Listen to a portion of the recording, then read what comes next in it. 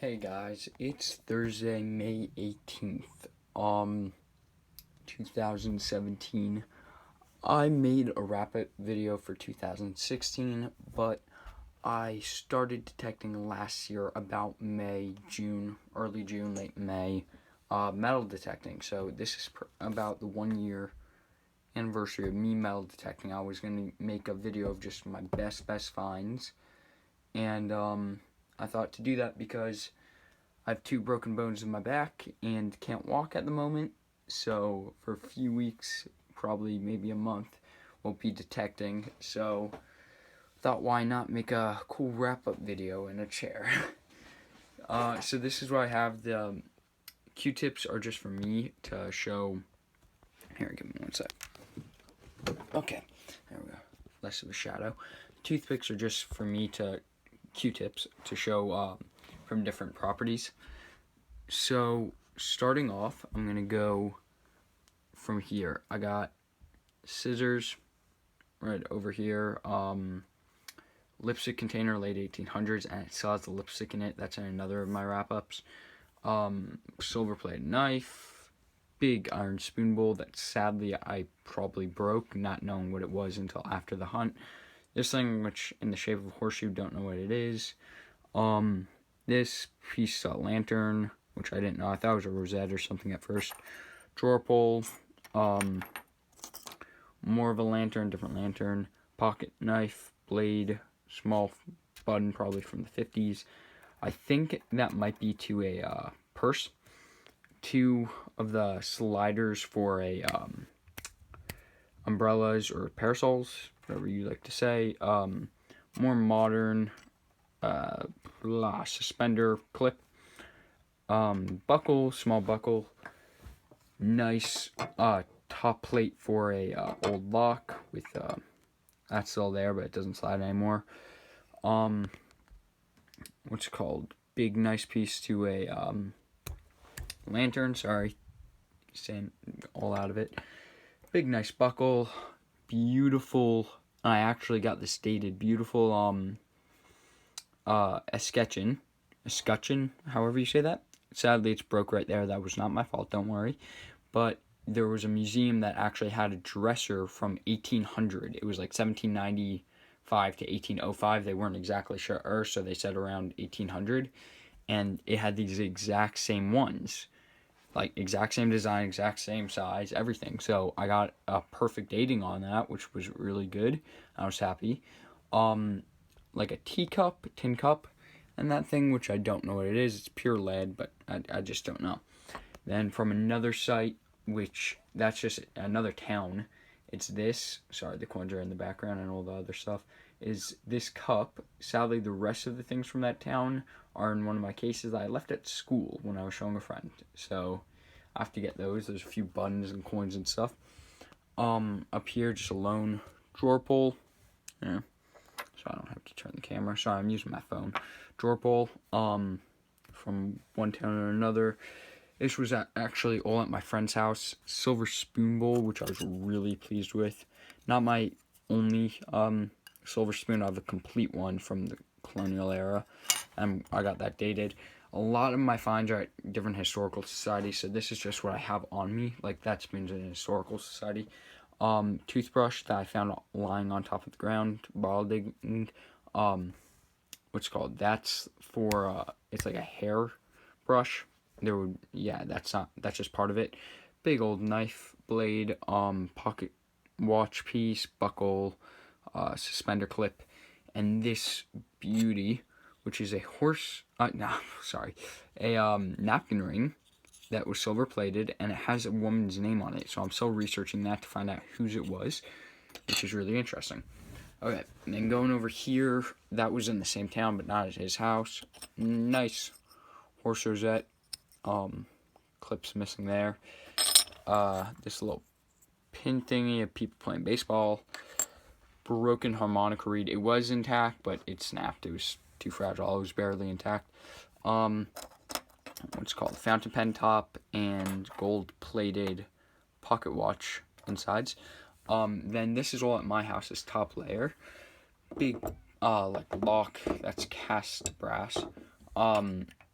big, huge piece of pocket watch. This would have been, the rest of it would have been gold or silver.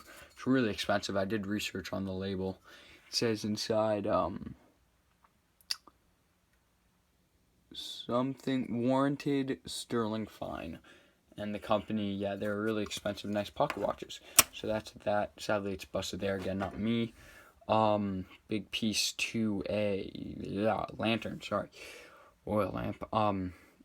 Horse tack, spoon, bowl, broken iron spoon.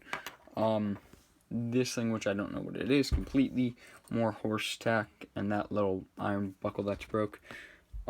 Two tops to lipsticks, 3 pieces to harmonica, another of the sliders for a umbrella or parasol, however you say. Really nice broken piece, but piece of a lantern with the date and everything. Silver knife with sterling. It's marked. I don't know how old, but sterling, and the blades iron and missing. Nice spoon handle with a flower design on the end, right there, which is really nice. 2 more pieces to pocket watch over there, and the top, I believe it's broken up right there, but the top to harmonica. So now onto the coins, buttons, tokens, and better finds that lay in my display case. So here we are. Let's start at the top with the buttons. Once again, I'm missing a bunch that are in historical societies and stuff. I have some really nice flat buttons that I wish was here, and my first broken one with still the shank, but it has a nip taken out, and that's in the case I left at school, sadly. But these are, I flipped all of them upside down. This is my biggest. It's a huge dandy. I'll compare it in size in a minute. It has like a starburst design there. It's really nice. Huge, beautiful hand-spun tomback. My first or second flat button, it was at the same size as my first, the same day within like 30 minutes, and the shank's completely off, which I like, and it's like a square shank. Nothing on that, no fancy. And the rest of these have no fancy. A bunch of them are broke shanks and a few not. One tomback in there.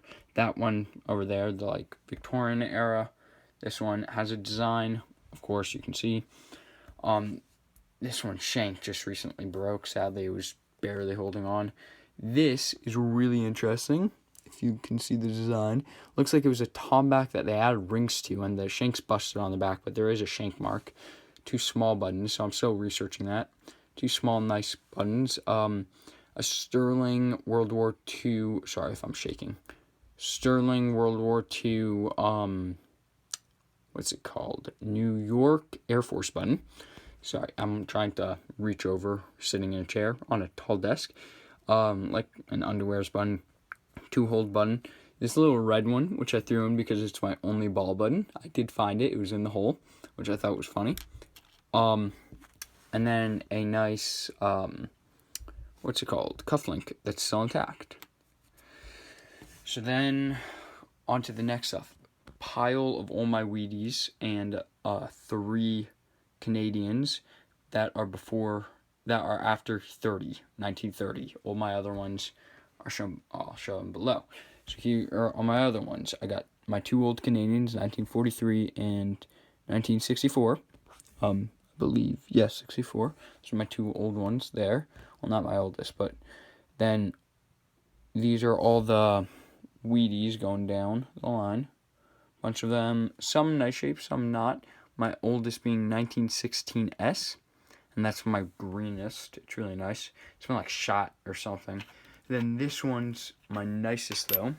It's this, and the back actually still has a tiny bit right there in the bottom part of the mint luster, which is shocking. It is a if you can see it there, if this will focus, what year is that? 1929. You can see that. I can't tell. Is there a mint? No mint. No. It's coming up weird on the camera. Okay.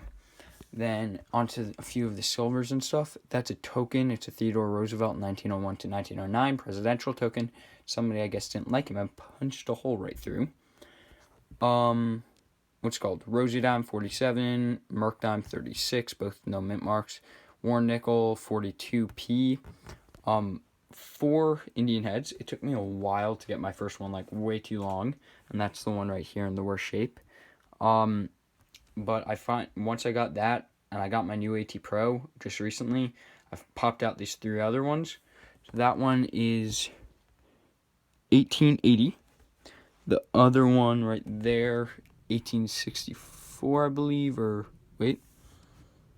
No, 1882, sorry. This one's 1882. And they are in really nice shape. They have a weird gook on them, though, that won't come off. This one's 1864. They both have full lib. This one does not, but it's in 1889. And if you flip them, you might see more of the detail on the places where there's not as much gook right here. So yeah, you see that green part? That's how all of the coin looks when the gook's not on it. And you can kind of see it, but it's all over the place. It's annoying. And it's a little chipped on the edges, but they're really nice. I like them. Now down to my best coins that are here. This was my first largie considered. Bank of Upper Canada 1850 penny. It's not a half penny, it's one of the pennies, which is technically a bank token, but I count it as a coin. 1864 Union Forever token, which came out really nice. That was on my property. Both of these were. Same was this, my first largie. It's bad to see here, but it's an 1839 hold. And then I just recently got this largie, Straight Bus 1802. I was really happy with that, really happy. My first copper right here, which has no detail on it. I just know it's a British halfpenny, a farthing. Probably KG3, because we at one point could see Britannia, and that was it. And it's smaller than the US and rings lower. And then one of my prize coins, 1895 Barber half dollar in nice shape.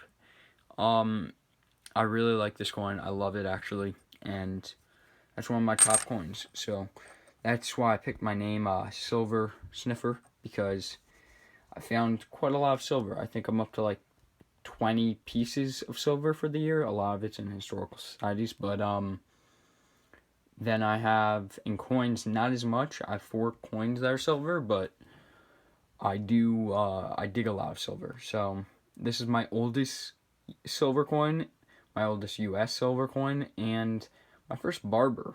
So Barber half being my first was pretty nice. Yeah, my oldest before that was the 42, no it wasn't, it was the 36 Merc.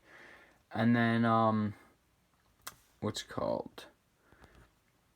So then, for size comparison from earlier, this is that dandy button compared to a half dollar. You can see the difference. It's a lot bigger. So that shows that difference. And then higher up, I forgot to show. You have my first thimble, smashed, but aluminum thimble. This nice hawk bell, which is old, 15, 16, or 1700s. Really nice. There's a huge story behind these. I love that bell. This pin that I found on my property, the edge is silver, but the rest, the inside is all plated. That edge part, I believe, is the only part that's silver, but the pin's still intact, which is cool. Beautiful. First musket ball, buckshot, 2 World War I bullets, and a tiny pistol, smashed Civil War era pistol bullet. I have one more World War I bullet, but it's in the Historical Society. And then my only 2 rings. One's a brass that was plated, and then silver little ring that the band broke later on. Where's the break? 1 second. I'm going to find that. Where is it broke? There it is. Okay. Yeah, the band snapped later, which sucks. I was being an idiot, tried putting it on, snapped the band. I'm annoyed. That proves pure silver, no markings. So those are all my finds for 1 year metal detecting. These are my top finds. I have a bunch of other stuff. This is my best stuff for a year, so I'm pretty happy with it. Hope you guys are all well. Keep digging, and happy hunting.